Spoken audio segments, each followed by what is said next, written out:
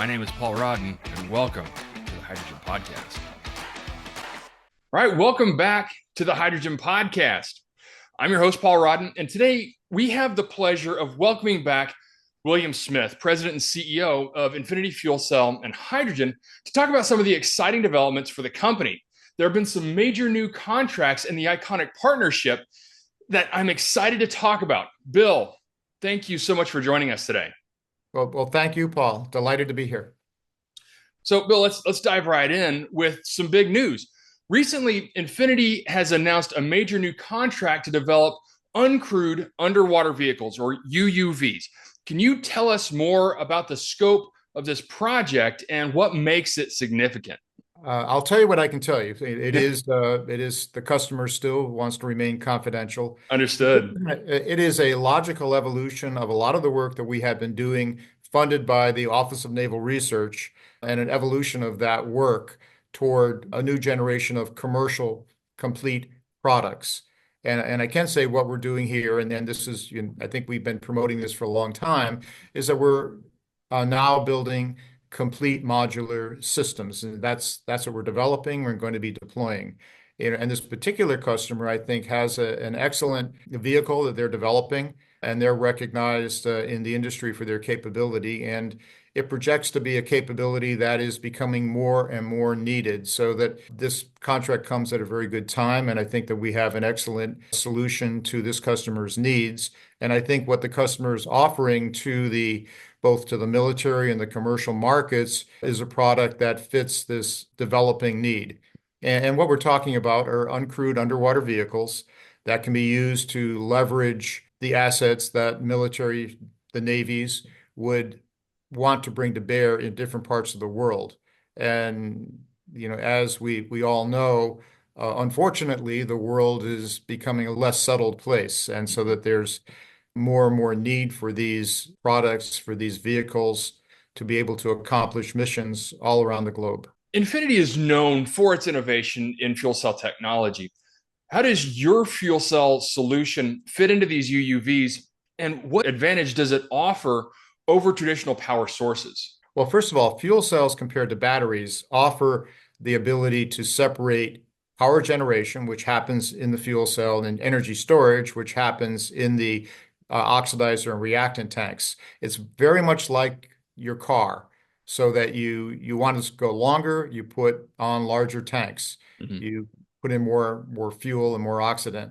Whereas batteries are combined power and energy storage devices. And if you want to have longer endurance, you want to go longer, you need to put more and more and more batteries in, which may not be optimal for a given mission. In general, the fuel cell solution can be very beneficial for longer and longer missions. And that seems to be what is being required compared to batteries. Then our fuel cells discriminate compared to other fuel cells in the way that we actually handle the internal operation of water removal.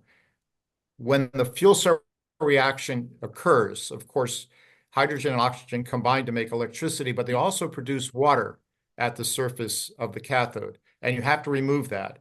And for hydrogen air fuel cells, where air is abundant, you can blow that through there and you remove it by entrainment.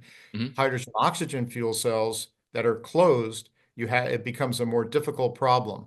And we have a solution that does it passively with in-cell phase separation, in-cell separation of the oxygen from the water, and proved that out over the past 10 years now, plus funded by a combination of NASA and Navy programs.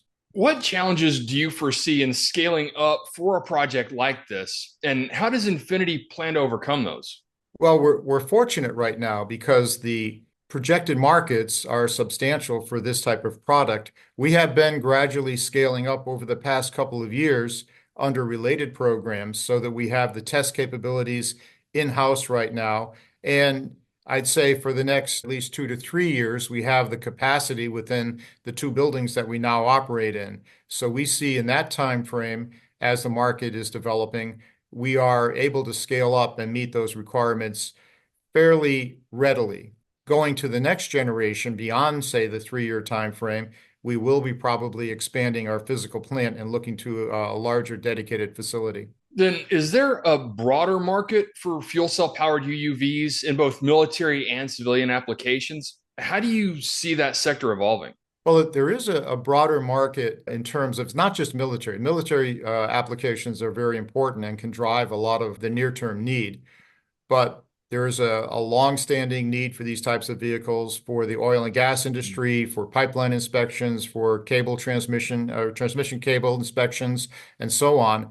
But there's an emerging need as well for the large number of ocean-sited wind turbines, other equipment like that, in the renewable space. So oddly enough, the advent of large-scale use of wind turbines in the ocean requires vehicles to be around them to make sure that they're safe and maintained and inspected all the time. So that's another emerging area where vehicles that can stay down longer can provide a benefit to these missions.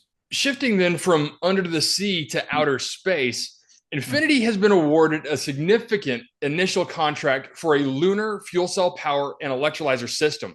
Can you share some of the details around the exciting space project? Sure, sure. Again, this is an outgrowth of years of experience with NASA-related systems. We currently do have a existing NASA program for the fuel cell part of a combined fuel cell electrolyzer system, a regenerative fuel cell system.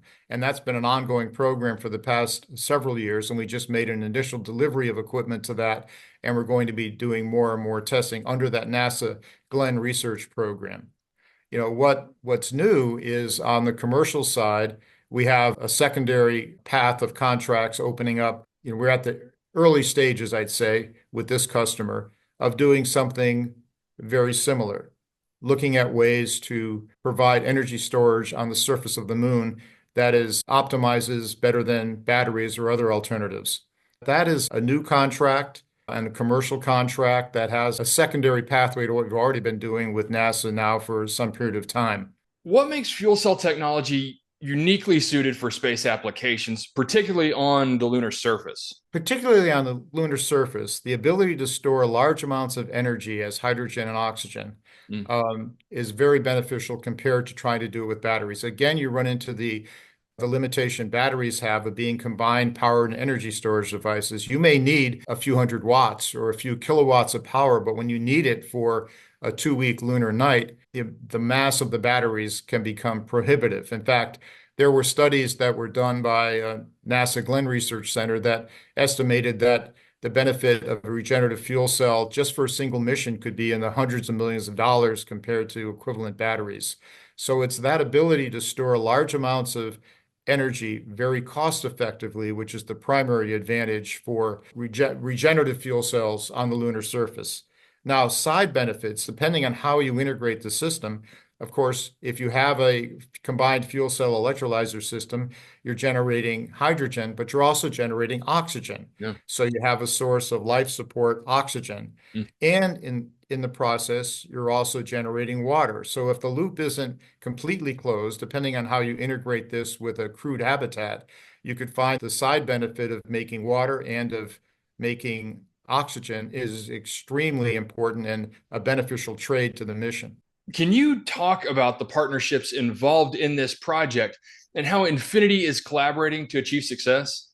It's difficult to talk about any detail about right now with the commercial partners because we have non-disclosure agreements that say we can't do that. So we can make people aware of it, but we can't get into any details of those discussions.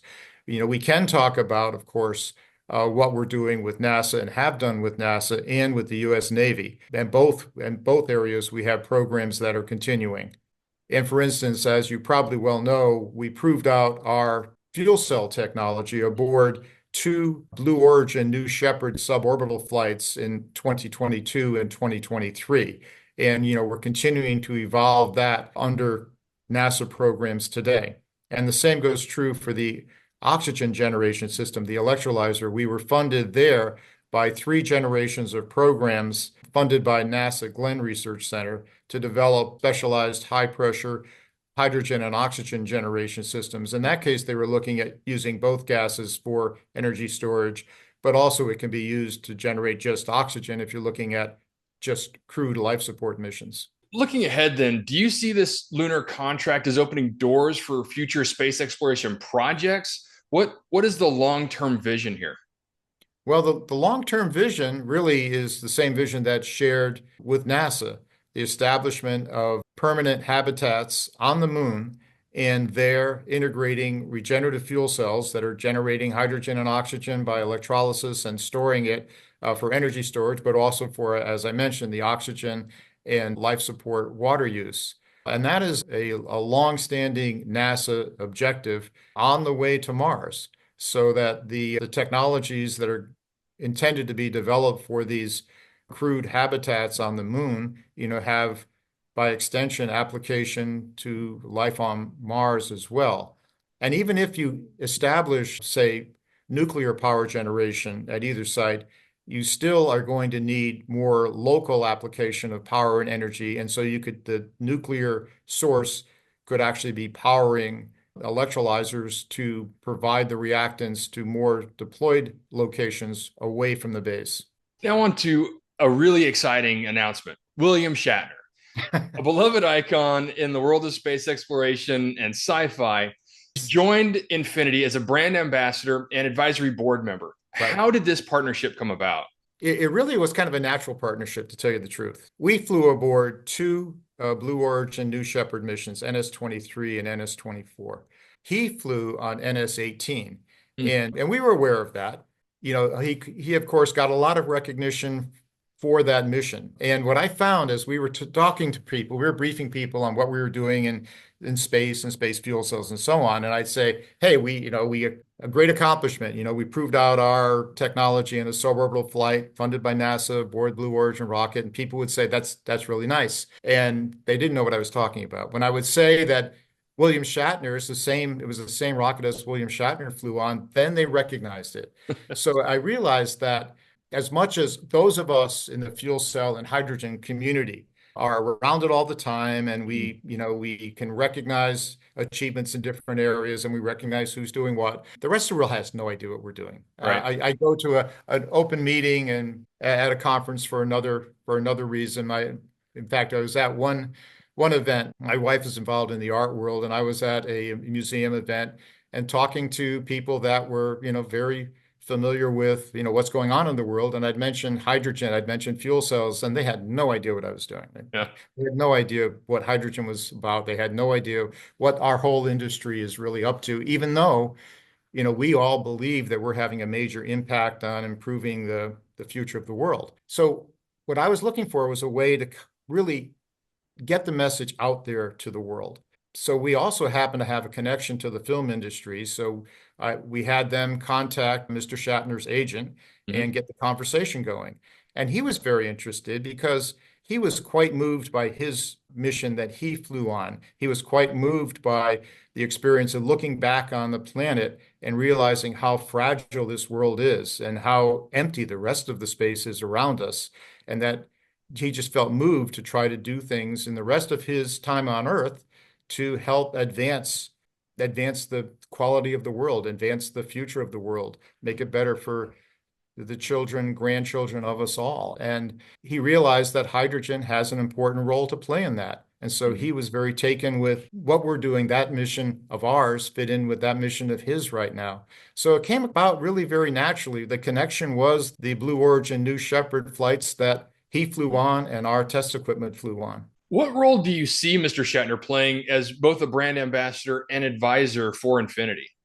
The role I see him playing is to really raise the awareness of not only what this company is doing, which is very important as we seek to grow and we seek investment and so on, but probably more importantly is to educate the world in general, to raise awareness of hydrogen, of fuel cells, and how important it is to decarbonization of our planet.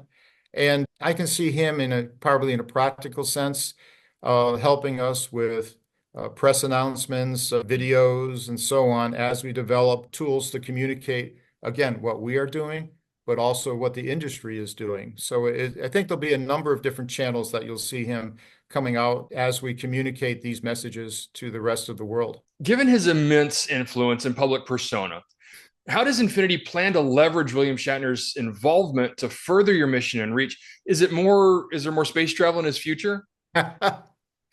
I doubt it, but never say never. He is super active still. If you look at his schedule, he is going to live events all around the country. And in fact, in December, he and Neil deGrasse Tyson's are the featured leads of a cruise to the Antarctic in December. So he isn't slowing down one bit. So I would think it's unlikely, but I wouldn't underestimate him either. This partnership certainly is grabbing attention. How do you envision Mr. Shatner's presence impacting public perception and investor interest in Infinity? Well, I think the characters he's played, of course, from Mm, Star Trek, obviously have a connection to the space technologies that we're developing. mm, And then his recent interest in the overall benefit to the planet is another connection there. So, I see that's kind of the mm. major thrust of where we see that, we'll be working together to benefit the company and to raise awareness. So, speaking of investors, in addition to these big announcements, Infinity is also working on raising funds through a Series C crowdfunding campaign. Right. Could you give our listeners an overview of what this funding round is aimed at achieving? What this funding round is aimed at achieving is to helping commercialize and productionize the technologies that we have been developing funded under NASA and military contracts. Through those contracts, we have proven out the core technologies, we've proven out prototype systems, and now we've even started qualification of those systems for some very demanding mission applications. We're at the stage where we're going from development to prototype production and then production.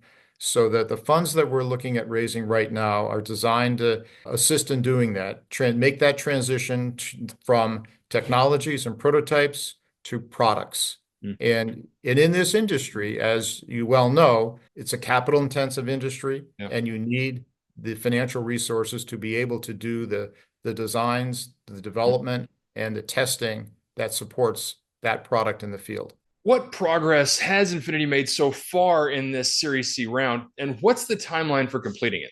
Our goal in this Regulation C round has been to raise approximately $5 million. Mhm. And we've made some very good progress on that. We're closing in on about 2 million raised, and we're looking at achieving probably doubling that and hopefully the whole 5 million by October 25th.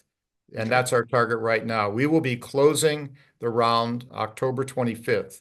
So anybody that may be interested in, joining us on our mission, that's the time frame that you'll be able to do it through this Regulation C offering. What can potential investors expect in terms of returns or milestones from Infinity in the next 12 to 18 months? And I think this question probably needs a disclaimer added that this is not official financial advice. All investment decisions should obviously be made after conducting your own research or consulting with a licensed financial advisor. Yeah, I wouldn't pretend to project what financial returns would be. I Mhm. can project what our goals and objectives would be, and that is to define program milestones, and I can't always share exactly what they are on the current programs that we have, and we're well on the way to doing that, and also to achieve internal milestones on our product development and productionization efforts. So that you'll probably see us talking about as we achieve a technical milestone, a test milestone, a design milestone, a product delivery, and seeing those types of activities. Those are the things to be watching for our progress, and we are in the middle of doing that. So then for anyone interested in supporting this round, what should they know about Infinity's future prospects and why is right now the time to invest? Well, right now is the time to invest is because right now is we're making that transition. As we develop mature product lines, the value of the company should increase, reflecting the maturity of that product and the maturity of the company. But again, past progress is never a prediction of future success. Right. That's what we're planning to do. Thank you so much for sharing all these exciting updates with us, from uncrewed underwater vehicles to lunar fuel cells. Of course, William Shatner joining as brand ambassador. I think it's clear that Infinity Fuel Cell and hydrogen is on an extraordinary journey. It is exciting. It is an extremely exciting time to be here, and I think extremely rewarding for the team that we have working here. I would say that we have a world-class team. So I just come to work every day and admire the capability of the folks that are here, with an experience range from fairly new to deep experience. It's just a terrific team, and the missions that they've done. It's so rewarding to watch the accomplishments of say, a young team of engineers successfully launching a product to space on a suborbital flight.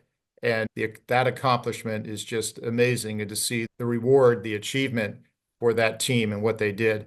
And similarly, on the other work that we're doing right now for underwater, obviously, working underwater will never be as spectacular as a space launch, but everybody knows how important it is. And seeing the feedback from the customers with our team, and as they make progress, is just thrilling to watch. For our listeners, I want to highlight that the Series C crowdfunding campaign is coming to a close soon. Like you said, October 25th. Correct. If you're interested in being part of Infinity's groundbreaking future, you can check out more details at infinityfuel.com. Bill, thanks again for your time. I'm sure we'll all be hearing much, much more from Infinity Fuel Cell and Hydrogen in the future. Well, thank you, Paul. Very nice to be here. And with that, thank you for listening to the Hydrogen Podcast. Be sure to subscribe for more insights into the hydrogen industry. Hey, this is Paul. I hope you liked this podcast. If you did and want to hear more, I'd appreciate it if you would either subscribe to this channel on YouTube or connect with your favorite platform through my website at www.thehydrogenpodcast.com. Thanks for listening. I very much appreciate it. Have a great day.